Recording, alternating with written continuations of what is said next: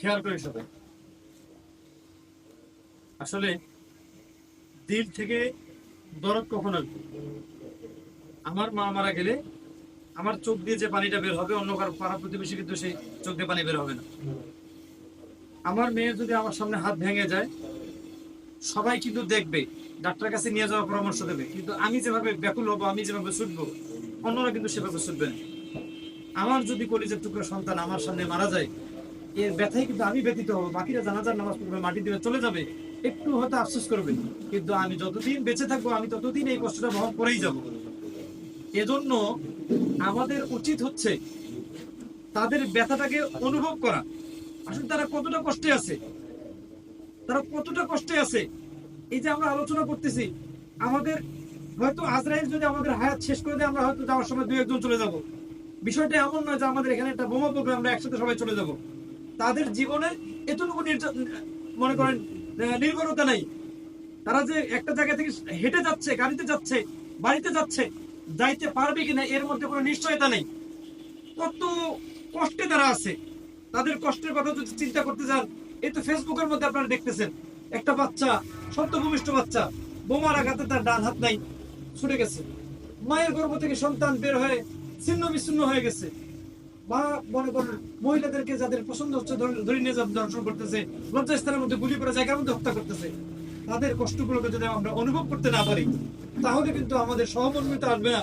তাহলে কিন্তু আমরা কাজ আমাদেরকে যদিও বলে দেওয়া হবে, আমাদের দায়িত্ব দেওয়া হবে যে আপনি অমুক কাজটা করবেন, আর এবার দিলের মধ্যে যদি মহব্বত না থাকে, দিলের মধ্যে যদি মায়া না থাকে, তাদের জন্য যদি আমার কান্না না থাকে, তাহলে দেখা যাবে অন্যরা কাজ করবে, আমি আমার যে মোবাইল চালানো আমি মোবাইলই চালাবো, আমি আমার ব্যস্ততা যেটা আছে সেটা নিয়ে পড়ে থাকবো।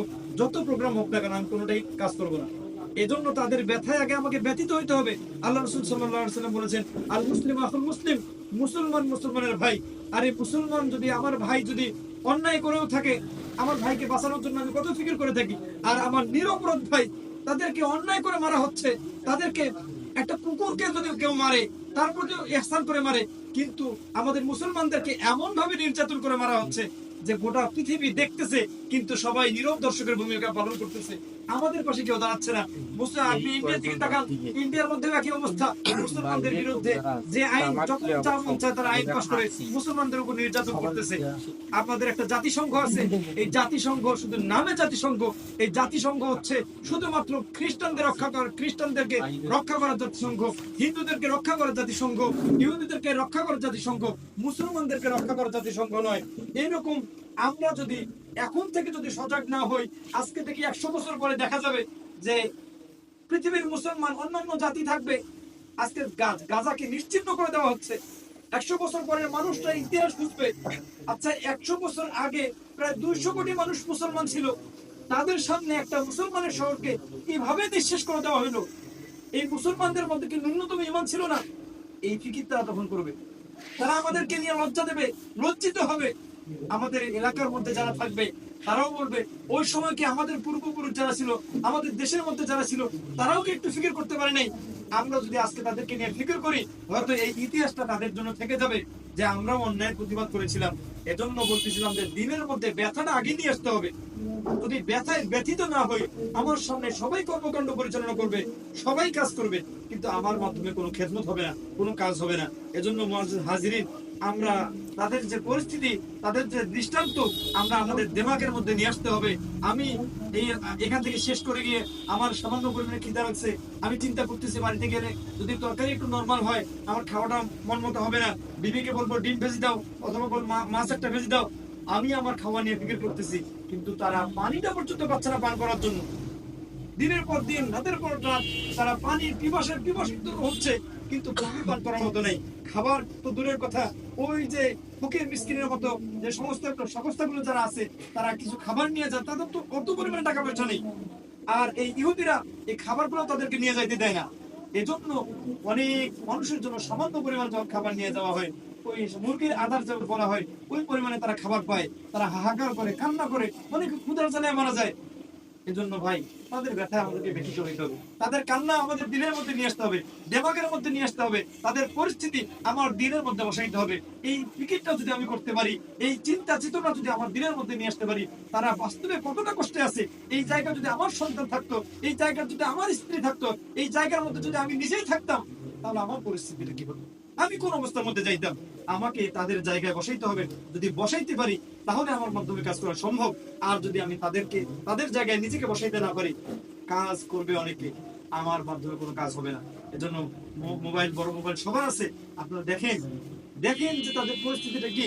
যখন আপনি দিল থেকে অনুভব করবেন, তারপরে দেখা যাবে যে আল্লাহ তাআলা আপনার মাধ্যমে অনেকগুলো খেদমত দেবে ইনশাআল্লাহ। তো আমরা সবাই তাদের পরিস্থিতি দিলের মধ্যে বসাবো তো ইনশাআল্লাহ।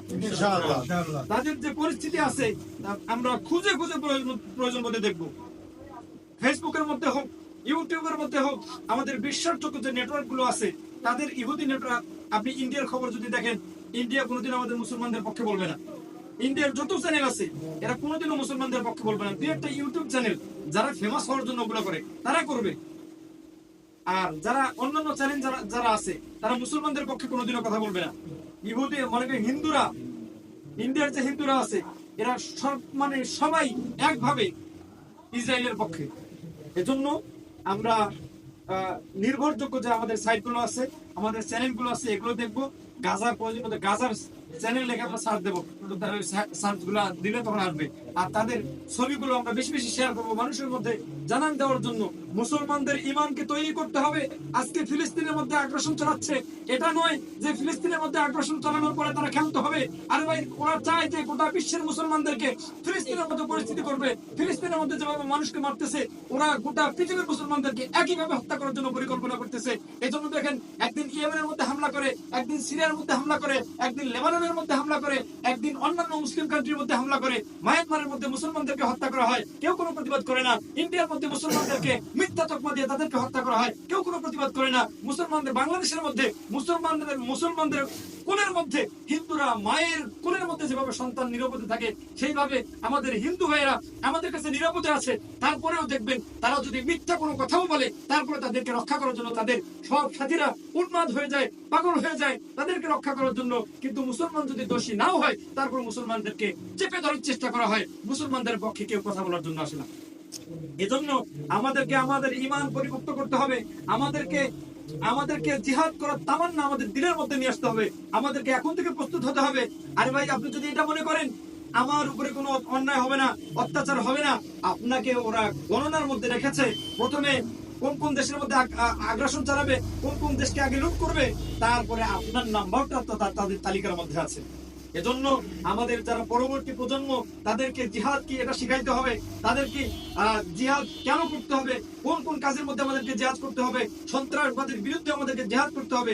এটা আমাদের যারা অধীনস্থ আছে, আমাদের সন্তান আছে, আমাদের পাড়া প্রতিবেশী আছে, আমাদের বন্ধু বান্ধব আছে, আমরা নিজেরা জানবো এবং খুঁটে খুঁটে প্রয়োজন বোধে পড়াশোনা করে জিহাদ কি, এই জিহাদকে যারা সন্ত্রাসবাদ বলে, আসলেই কি জিহাদ সন্ত্রাসবাদ কিনা আমরা ভালোভাবে কোরআন এবং সুন্নাহ, কোরআন এবং হাদিস গবেষণা করে আমরা দেখবো জিহাদ সন্ত্রাস নয়, জিহাদ হচ্ছে সন্ত্রাস রক্ষার, সন্ত্রাসকে প্রতিহত করার মাধ্যম। এই জিহাদ যদি আমরা সবাই যদি করতে পারতাম, আজকে আমাদের ফিলিস্তিনের মধ্যে কেউ আমাদের মা বোনদের ইজ্জতের মধ্যে হামলা করতে পারতো না।